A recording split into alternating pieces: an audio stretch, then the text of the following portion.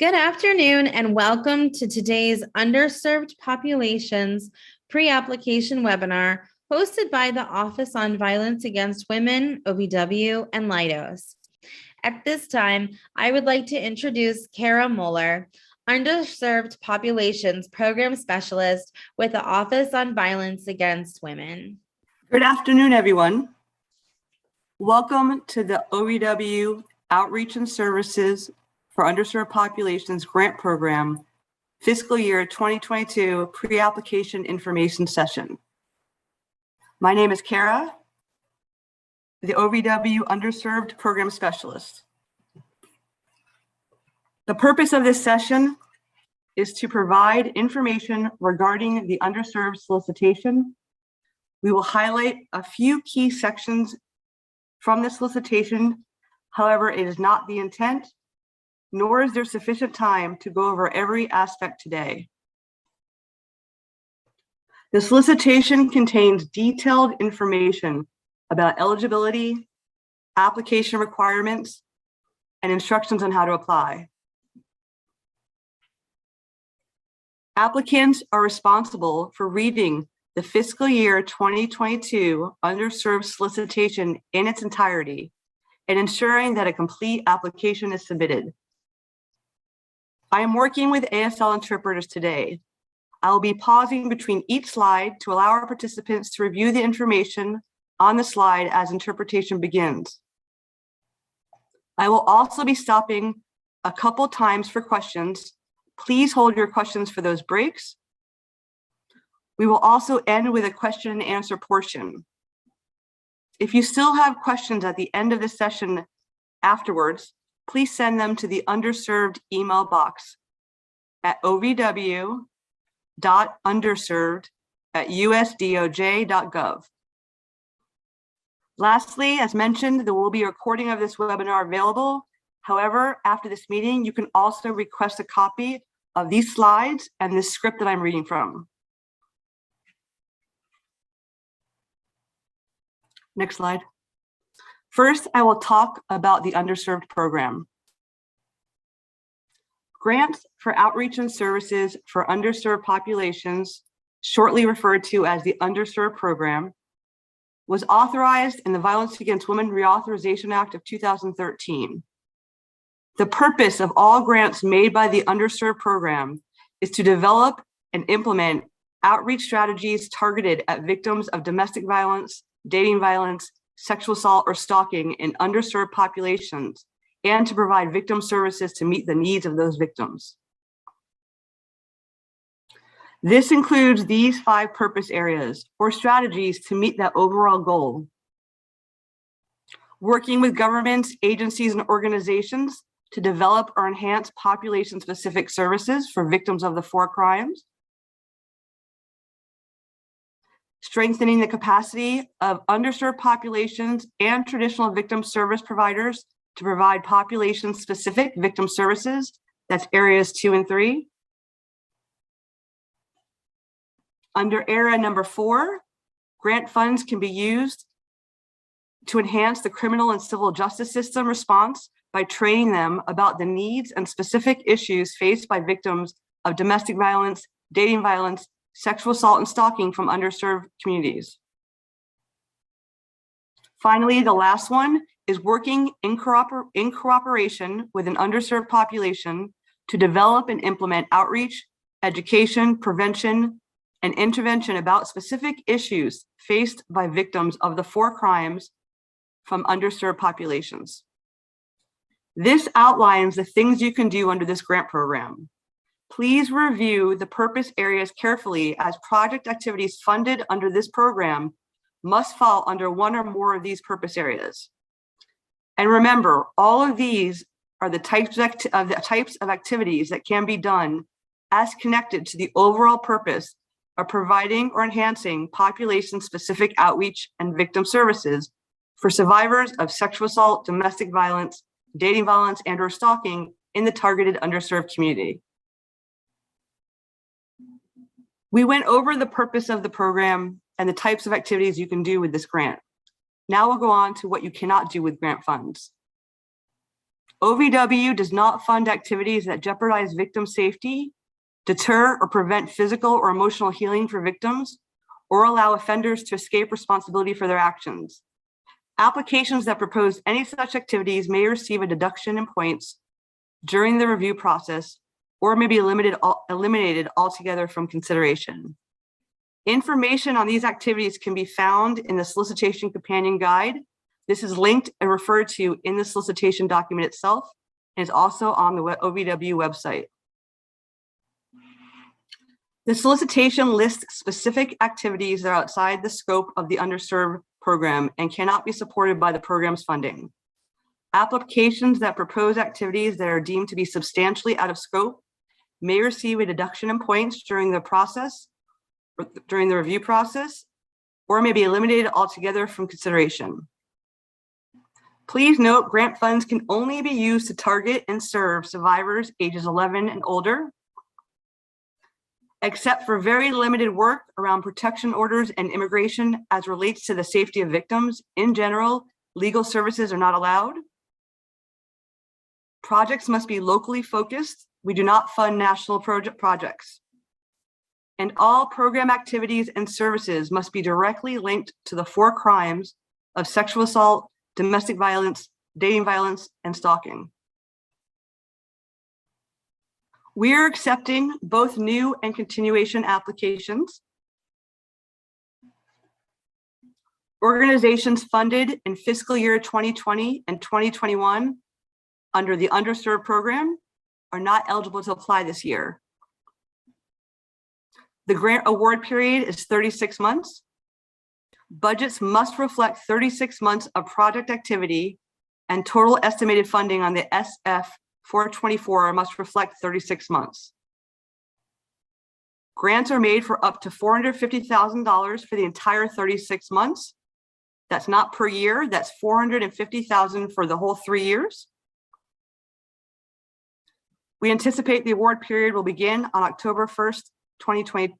Oops, sorry, that's a mistake, 2023. You know what, I'm sorry, I made a mistake again. That is October 1st, 2022. My apologies. Please note, the only 4 types of nonprofits eligible to apply for this program are listed on this slide. LGBT organizations, meaning an organization for which the primary purpose of the organization as a whole is to serve LGBT individuals. Religious minority organizations, meaning an organization for which the primary purpose of the organization as a whole is to serve members of a religious minority who face barriers accessing and using victim services. Deaf programs, meaning a program that is run by and for deaf individuals.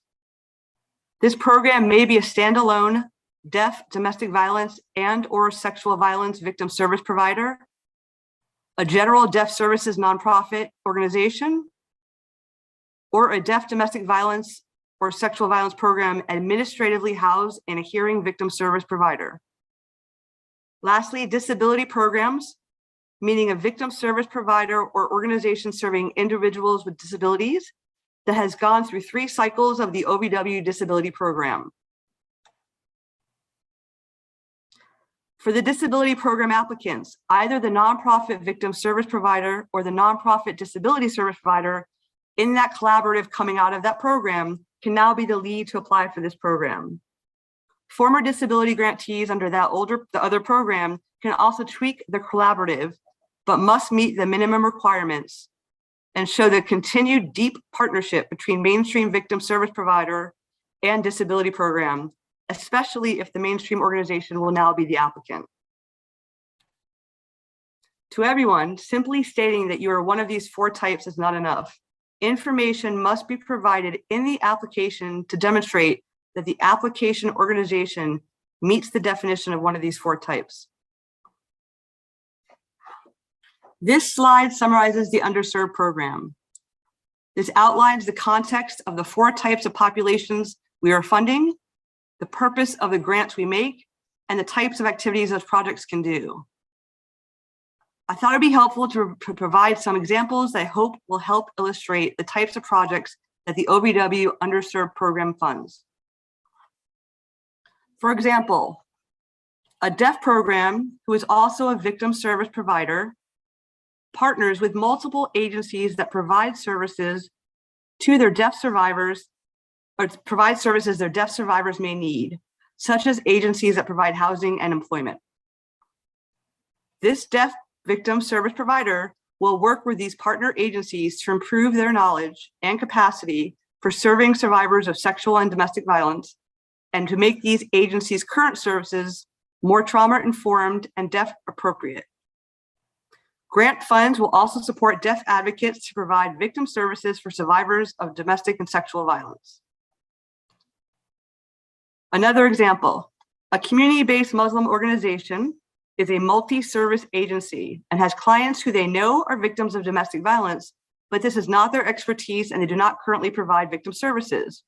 They have chosen to partner with a domestic violence service provider. Grant funds will support the staff at the domestic violence program, training the staff of the Muslim community-based organization, staff time for helping this organization develop the structure and content for support groups. And for the first year, the domestic violence staff will co-lead support groups with the Muslim organization staff. Conversely, the Muslim community-based organization staff will conduct quarterly trainings of the domestic violence program staff about working with the Muslim community. These two organizations will meet monthly during the lifetime of the grant. Other activities include translating materials into Arabic and other languages, developing presentations on domestic violence in the Muslim community, and staff from both agencies meeting with domestic violence victims together. Another example, a rape crisis center and an independent living facility developed and delivered training to transit and city police officers about responding to survivors with disabilities. The independent living facility uses the grant funds for a part-time staff person to coordinate when a resident discloses a sexual assault to ensure the Rape Crisis Center understands the needs of that survivor with disabilities. Cross trainings on sexual assault and working with people with disabilities will take place every 6 months. Another example, an Orthodox Jewish social service agency partners with a domestic violence agency, and together they develop and co-train for all local law enforcement about what it means for Orthodox Jewish families to experience domestic violence and things to know, such as how they react to police coming to the door. When the Orthodox Jewish agency identifies a survivor of domestic violence, they will coordinate with their partner domestic violence program to provide the direct services. Collaborative meetings take place quarterly, and staff at the Jewish organization will advise the domestic violence agency to understand cultural competency around these clients.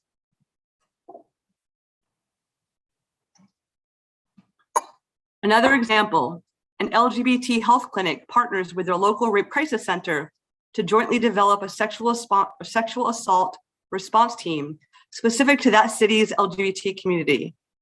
The two organizations meet monthly. They also work together to co-train other social service organizations, hospitals, and government responders about LGBT sexual assault survivors. They will create materials about the LGBT sexual assault experience and co-train youth organizations serving the LGBT community. Before I move on to the next section of this presentation and go over the application itself, I want to pause and ask, are there any questions about the actual Underserved program at this point? Yes, ma'am. I see in the chat box, does the work that is allocated in the grant have to be work that is completely new to your agency, or can it be work that was previously funded with other funds? This does not have to be brand new work. It can go to fund things that your organization has been or currently does. You just have to be careful about, forgetting the word. Oh my gosh, I'm so sorry. There's a word about using federal funding to replace state funding, but in general, no. If you have an operational program that you want to use this grant to fund, that's a totally understandable and very common. I hope that answered your question. And again, there will be time at the end for all questions if you don't ask now, so don't worry. Okay, moving on. Next, we'll discuss the specifics of the application itself. Every application must include at least one formal partner. If the applicant has at least 3 years of demonstrated experience and expertise in providing population-specific victim services for these 4 crimes, they may partner with any organization of any type of their choice. However, if the applicant has less than 3 years of demonstrated experience and expertise in providing population-specific services, again for these 4 crimes, they must include and work in partnership with a victim service provider. If the applicant is eligible as a disability program, they must include a partnership comprised of, at minimum, at least 1 victim service provider and at least 1 nonprofit organization serving individuals with disabilities and/or deaf individuals. All applications should include the organizations necessary to meet the goals of the proposed project and those needed to implement the proposed activities. 1 partner is a minimum requirement. More than 1 partner is allowed. Partners must be organizations, not individuals. These partnerships must be formally demonstrated through the project Memorandum of Understanding or MOU. There are 2 key definitions that relate to these requirements. There are 2 key definitions that relate to these requirements. Population-specific services are victim-centered services that address the needs of victims of the 4 crimes that are designed primarily for and are targeted to the specific underserved population. And please note, there is a very specific definition of victim service provider on page 8 of the solicitation. If your application requires a victim service provider partner, the application must demonstrate that the partner organization meets this definition. Simply stating it will not suffice. Please note, victim service providers must provide direct services to victims of domestic violence, dating violence, sexual assault, or stalking as one of their primary purposes and have a demonstrated history of effective work in this field. Please review the definitions of eligible applicant types and these partnership requirements in the solicitation carefully. The application must clearly demonstrate how all these requirements are being met. This includes how the applicant is one of the 4 eligible applicant types and how the partnership requirements have been met. Also, applicants should consider the focus of their proposed project and the appropriate type of victim service provider or partner. For example, if the application is proposing to address sexual assault, it should include an organization that has experience and expertise in sexual assault. If the application is proposing to address domestic violence, then we would expect to see a domestic violence service provider as the partner, or the applicant would have the experience working in that issue. And again, the required partnerships must be formally documented and demonstrated through the project MOU. Applicants must follow all formatting requirements, or points may be deducted. Additionally, as stated in the solicitation, the project narrative must be no more than 20 pages in total. Reviewers will not read anything after page 20 for just the project narrative. The solicitation lays out what the application must include. Applications need to be responsive to these instructions. The proposal abstract will be entered into a text box in Just Grants, but should still be no more than 2 pages double-spaced. The data requested with application, referred to as the DRA, which was previously called a summary data sheet in previous years, is now a survey that will be completed in Just Grants. A list of questions included in each survey appear at the end of the solicitation under the heading Survey Questions. Applicants should click on the survey name, Underserved DRA, in the Just Grant system to access and complete this survey. The project narrative includes 3 sections: the purpose, what we've done, and who will implement. The what will be done section is absolutely crucial, and as such has the most points assigned to it. This is where we know exactly what the grant project will do. This section should be detailed and responsive to make clear what grant funds will be used for. This really is the crux of your application. And as a reminder, everyone must submit a memorandum of understanding that mirrors the rest of the application and responds to the solicitation. This is one document signed and dated by the authorized representatives of the applicant and project partner or partners. Multiple MOUs will not be accepted. Old MOUs, internal working MOUs the organization may already have, and documents unrelated to the solicitation will also not be accepted. The information as laid in the solicitation is exactly what our reviewers will be using when they assess and score your application. Reviewers will assess, did the application address all the elements for each document? Is the application sound and consistent? Does the application as a whole flow together? Do the organizations and individuals implementing the project have the necessary expertise and experience for the proposed activities? For example, why would a project that describes inclusive and relevant sexual assault services for their population as the need and purpose of the application then include domestic violence advocates or domestic violence awareness costs? Why would an application that asserts they will provide domestic violence victim services budget for a community educator from an organization with no experience in domestic violence as the only funded staff? These are some of the things reviewers will pick up on. In addition to these core documents, there are also additional attachments that should be included with your application. These are listed in the solicitation as well as on the last pages of the solicitation in a checklist. In the next couple of slides, we're going to focus on aspects of your application that relate to the documents our financial team, the Grants Financial Management Division, GFMD, reviews. More specifically, we'll discuss some items that GFMD has identified from prior year applications that could help with expediting our review process. Today, we're going to highlight certain aspects of the pre-award risk assessment and provide you with a link to a detailed webinar on how to develop the budget that will be included in your application. First, we'll highlight the items identified in the data requested with application, which again is completed by all applicants in a survey and Just Grants. A list of questions included in the survey appears at the end of the solicitation under the heading Survey Questions. When in the system, applicants should click the survey name, pre-award risk assessment to access and complete the survey and Just Grants.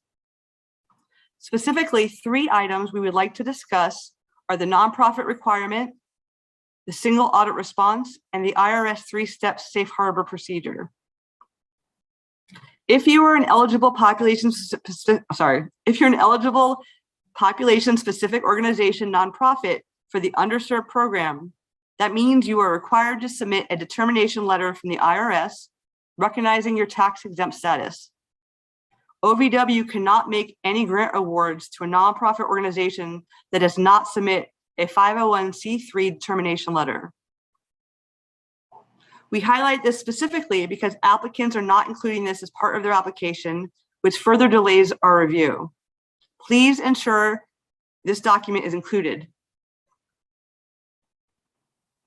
OVW requests that all applicants provide a statement as to whether they have expended $750,000 or more in federal funds during their last fiscal year. If they have, then they indicate that and also specify the end date of their last fiscal year. GFMD is finding that applicants do not always include all of this information.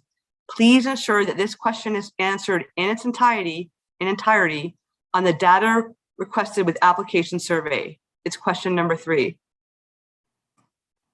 Another item we'd like to highlight today from this solicitation is specifically for you as nonprofit organizations.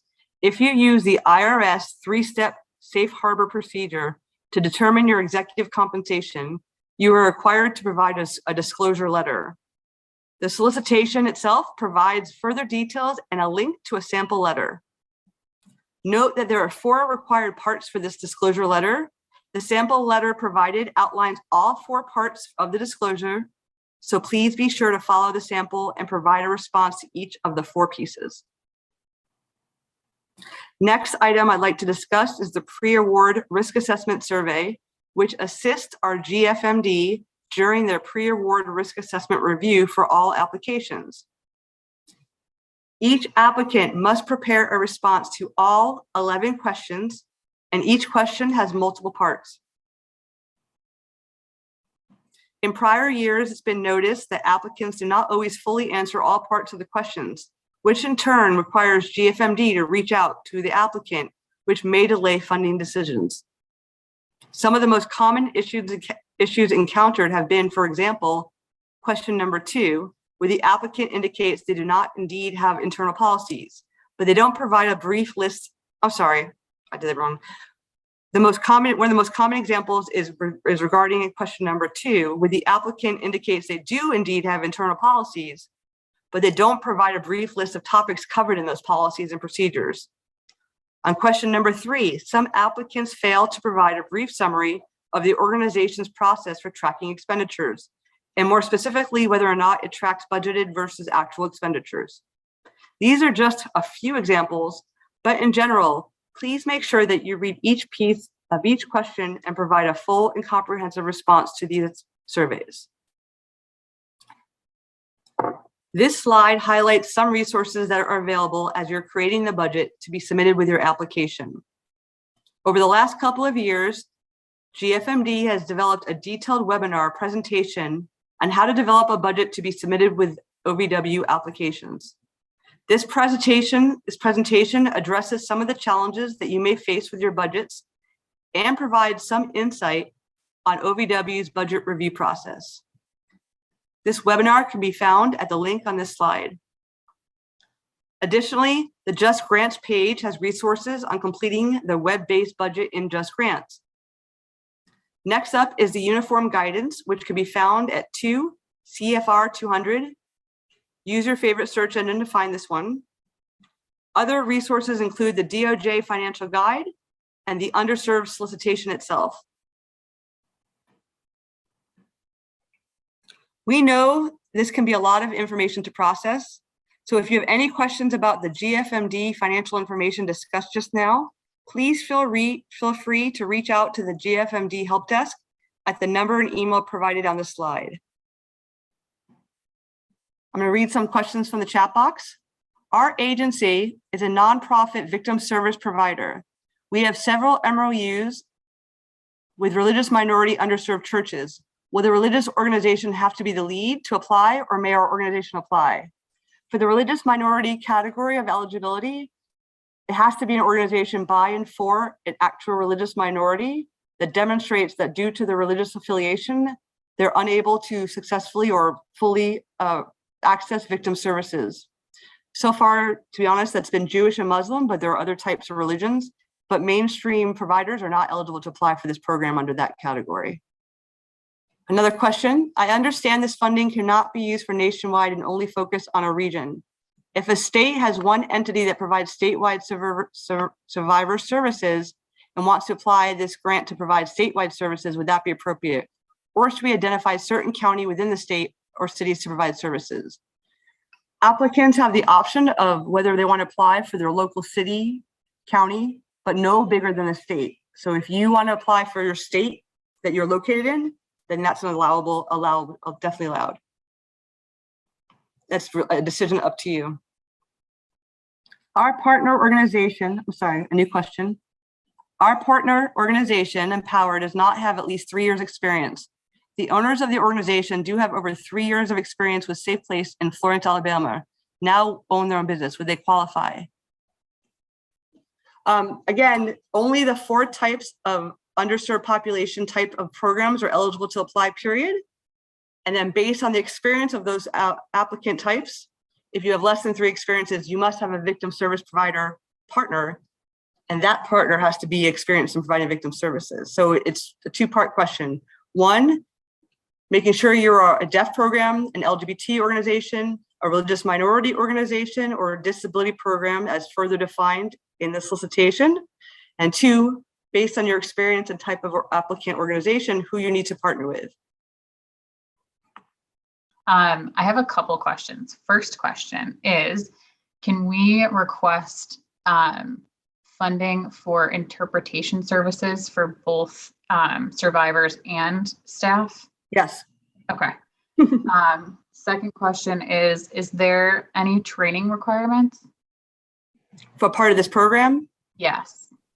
Yes. In the budget section, you'll see that we have asked you to set aside a certain amount of funding. I think, I'm so sorry, because of COVID, we changed the amounts. I believe it's $7,500, which will be designated for training that we provide. It will include orientation that is mandatory you attend in the first 3 months. It's usually in the fall, right after you get the award. We offer optional activities throughout the 3 years, such as webinars, peer-to-peer. Again, we encourage you to engage, but those aren't mandatory. And then every summer, there's a summer institute for all underserved grantees that is mandatory, and that's what those funds will be used.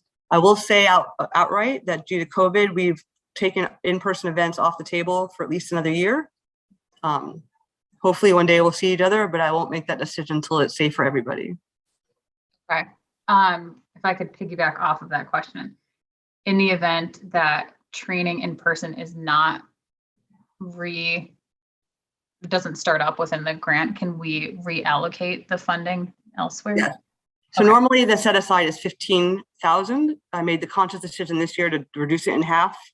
But if things do not change, so example, my older grantees who had already budgeted 15,000, I've already sent emails allowing them to reprogram those funds since they're not using it. But that will have to be done later on as we're into your grant, and you have to ask by permission by email. But yes, anticipation is if you don't need the $7,500 because of various reasons, you can reach out to me and we'll allow people to reprogram that. Awesome. And then my final question is for, my understanding is that the previous round of this funding had a requirement for equipment purchase. Not that I know of, no. Okay. That's it. Thank you. Okay, so I got a question from another applicant.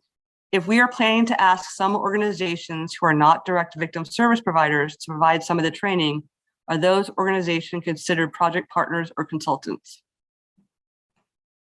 This is a little bit beyond my knowledge base, and if you want, I would encourage you to reach out to ovw.gfmd, the email that you see on this slide, for how to categorize them. However you categorize them in your application, we'll just go through, and if we are not in agreement about which way they're categorized, we would deal with that later if you're recommended for funding. But in general, if you're talking about working with organizations to provide training, you may want to consider having them as a project partner, but it's up to you at your discretion about how you do that, or consultants. It depends how you want to structure it. It really is at the applicant's decision. But in terms of how you financially structure it, I would reach out to the GFMD email with that question. The fiscal year 2022 application process is now a two-step process. Application materials will first be submitted to grants.gov, and then the full application will be submitted in Just Grants. We recommend starting the application process, even the grants.gov and Just Grants registration process as soon as possible to allow for learning the new system. Please read the solicitation carefully to understand all the steps required to submit an application and the time needed to complete these steps. Some steps, such as obtaining a data universal number system or DUNS number, or registering with the System for Award Management, SAM, or grants.gov, may take several days to complete. We recommend applicants begin these processes as soon as possible, but no later than the dates suggested in the solicitation. Applicants must complete the application for federal assistance, which is the SF 424 in grants.gov. The specific information required for this step is included in the information to complete the application for federal assistance SF 424 section of the solicitation. Applicants must also complete and submit the disclosure of lobbying activities, the SFLLL, in grants.gov. Again, you'll submit these two forms only in grants.gov, and that is it. Please note, the grants.gov deadline has just been changed from Monday, March 28th to the new date of Friday, March 25th. Because of system changes that will be taking place with regards to organizational DUNS numbers across the government, these changes will be affecting applications coming in at this time, and I encourage you to register with grants.gov no later than March 18th if possible. The registration process should only take approximately 15 minutes. To register with grants.gov, all you need to do is submit the 2 forms, the SF-424 and lobbying certification. Registering with grants.gov is necessary to begin the application process in Just Grants. I'm encouraging, once again, to register on grants.gov and submit these 2 forms by March 18th. It's highly recommended, with a final deadline of March 25th. Please know that submitting these 2 forms and starting the process in grants.gov does not obligate you to finish the application process in the end, or look bad if you decide not to fully apply. After submitting these 2 forms in grants.gov, the applicant will receive an email notification from Just Grants to complete the rest of the application in the Just Grants system. If you are a new user in Just Grants, the email will include instructions on registering for Just Grants. Applicants will then submit the full application, including attachments, in the Just Grants system. If you've applied for OVW funding in prior years, you will notice that these are some significant changes in the application process from prior years. In the new Just Grants system, applicants will enter some information directly into text boxes in the system, fill out web-based forms, and/or upload some documents as attachments. The proposal abstract will be entered in a text box. The data requested with application, formerly known as a summary data sheet, will consist of responses to questions in a survey. The proposal narrative will be uploaded as an attachment. The budget worksheet and narrative is now going to be entered into a web-based form and will not be an attachment at all. The memorandum of understanding will be uploaded as an attachment. Please read the solicitation carefully for a full description of all items required within the specific application. And again, please note all applications are due by 9 p.m. Eastern Standard Time on March 31st in Just Grants.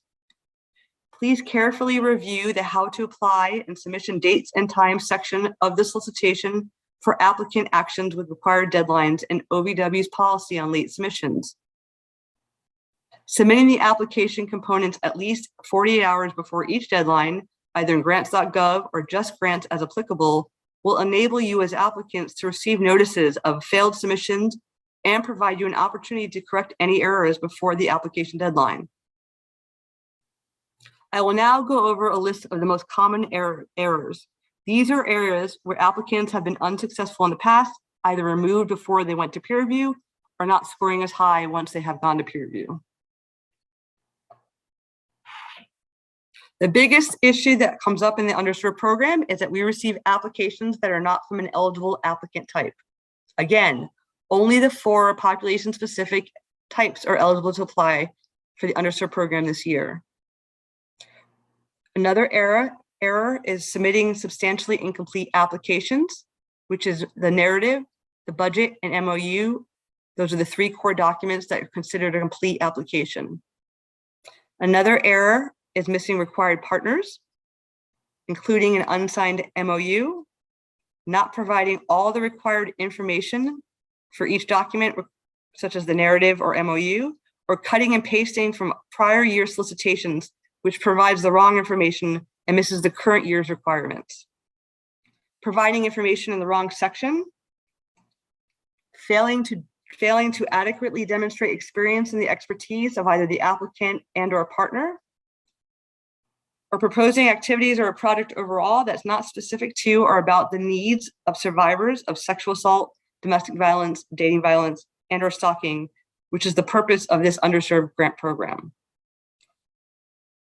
If you have any questions after this presentation between now and March 31st, here is the information on contacts and who to reach out to. And again, if you're interested in getting a copy of this presentation and the script of what I've just said, please request it by email after this meeting, These materials will also be posted on the OVW website, but I am mindful that we are only 3 or 4 weeks out from our deadlines. We are now finished with the presentation portion of the session, and I will open up to any final questions at this time. And before I do that, I just wanted to mention that several people have reached out and set up meetings to talk to me one-on-one, at least a dozen people. So feel free, if you're on this call and don't feel comfortable asking the question now or have a question later, to reach out either by email with your questions or ask to meet with me, set up a time that we can talk by video. Just let me know. The question was, where do we email for a copy of this? And I'm going to write it in the chat box, but it's also the first email on the slide. And I will send everybody who asked me for that like right away. Again, I have an entire script of what I read. It was a lot of text of what I was reading, and the slides for you to look through as well. I know it's a lot of information and it seems a little ominous to apply for this funding, but I strongly encourage those to apply who are interested or to reach out to me. This is the home for these 4 populations, and I really encourage everyone to move forward with the process or to reach out with any questions or fears or concerns you may have. I want you to feel comfortable in my program, this program. So I hope to hear from everyone on this call. Thank you.